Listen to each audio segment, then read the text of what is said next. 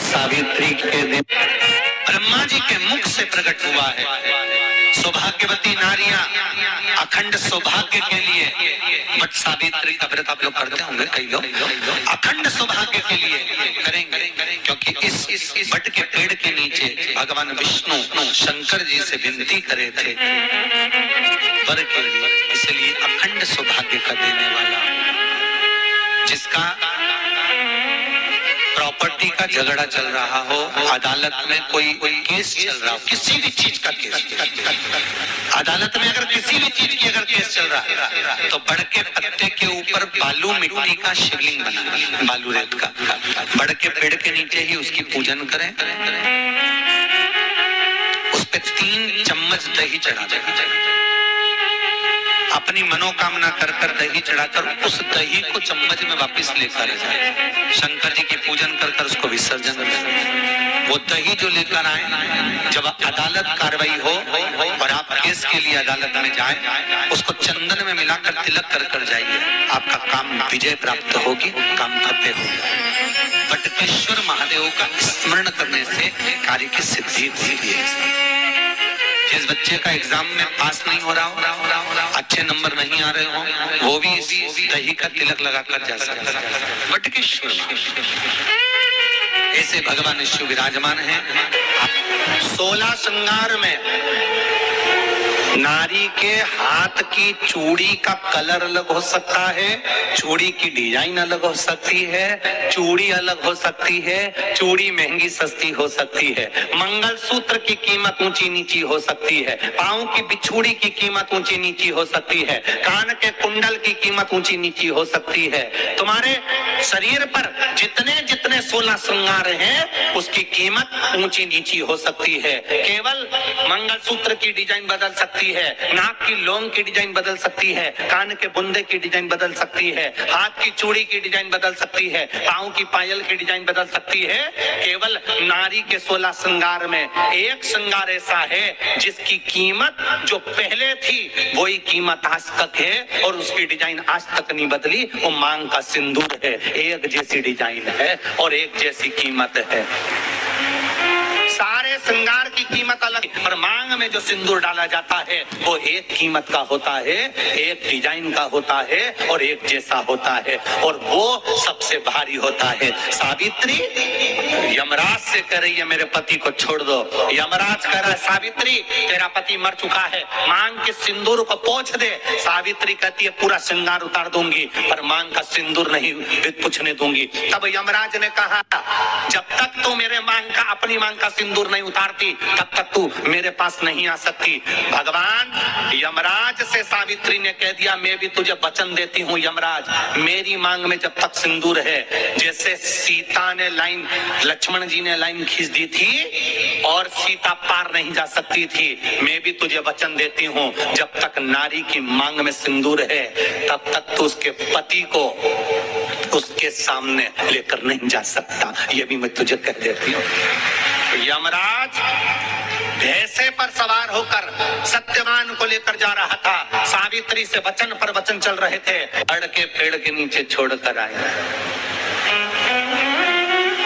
क्या चाहिए तुझको, क्या चाहिए तुझको, क्या दूं मैं तुझको, कुछ मांग ले मुझसे। सावित्री कहती है क्या दोगे आप, मेरे पति के प्राण दे दो बस वापिस, और कुछ नहीं चाहिए। जब यमराज यमलोक में प्रवेश करने लगा, मांग के सिंदूर में से थोड़ा सा सिंदूर सावित्री ने केवल हाथ में लेकर अपनी बिंदी पर जो लगाया, सत्यवान को लेकर यमराज अंदर नहीं जा पाया। बाहर खड़े होकर कहता है मांग ले, मैं तुझे एक वचन नहीं, तू बोले तो मैं 2 वचन दे देता हूँ, तू बोले तो मैं 3 वचन दे देता हूँ, तू मांग क्या चाहिए। अब सावित्री ने कहा देना चाहते हो, हाँ।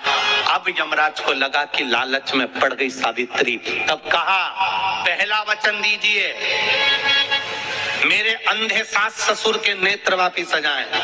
यमराज ने कहा तथास्तु। दूसरा वचन दीजिए मेरे सास ससुर अपने पोता पोती का मुख देखें। यमराज ने कह दिया तथास्तु।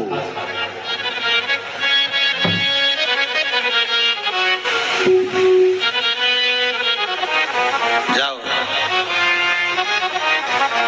यमराज जाने लगे, फिर आग जलने लगे। कहने लगे अब मैं अंदर क्यों नहीं जा पा रहा हूँ। सावित्री कहती है तुमने वर दिया है, मेरे सास ससुर पोता पोती का मुख देखें, उनके बेटे को तुम ले जाओगे तो पोता पोती कहां से होगा,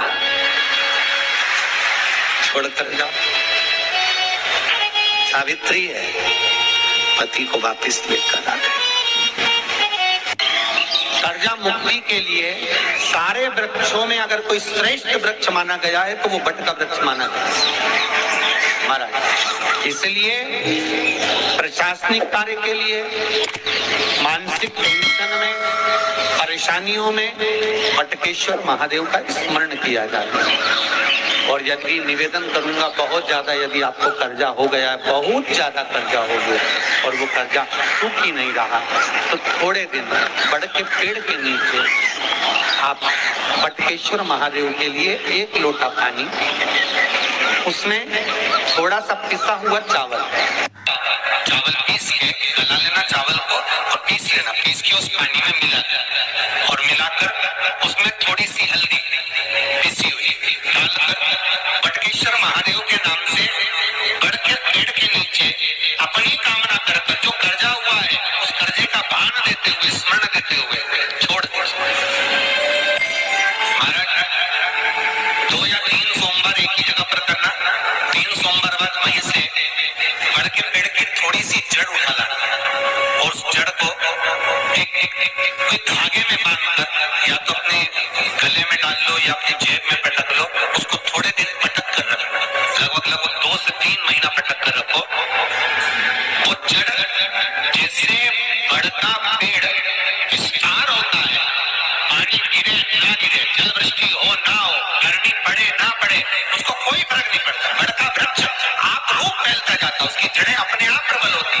उसी तरह ये बटकेश्वर महादेव कहीं से भी अगर जड़ आपके पास में रखी है 1 महीना, 2 महीना, 3 महीना तक, तो ये जड़ अपने आप लक्ष्मी को पकड़कर खींच कर लाती है और कर्जे से मुक्त कर देती है।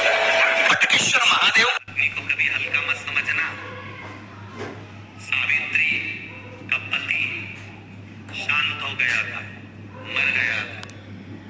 बड़ के पेड़ के नीचे यमराज उसको लेने के लिए आ गया और सावित्री को छोड़कर यम उसके पति के साथ को अब यमराज ने कहा सावित्री के कहा जाओ, आपने कहा था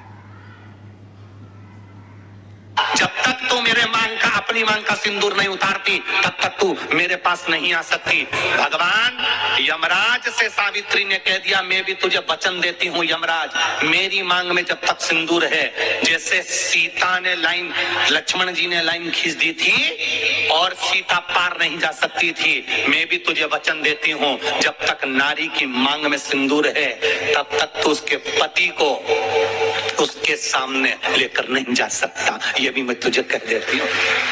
यमराज भैंसे पर सवार होकर सत्यवान को लेकर जा रहा था, सावित्री से वचन पर वचन चल रहे थे, बड़ के पेड़ के नीचे छोड़कर आए। क्या चाहिए तुझको, क्या चाहिए तुझको, क्या दूं मैं तुझको?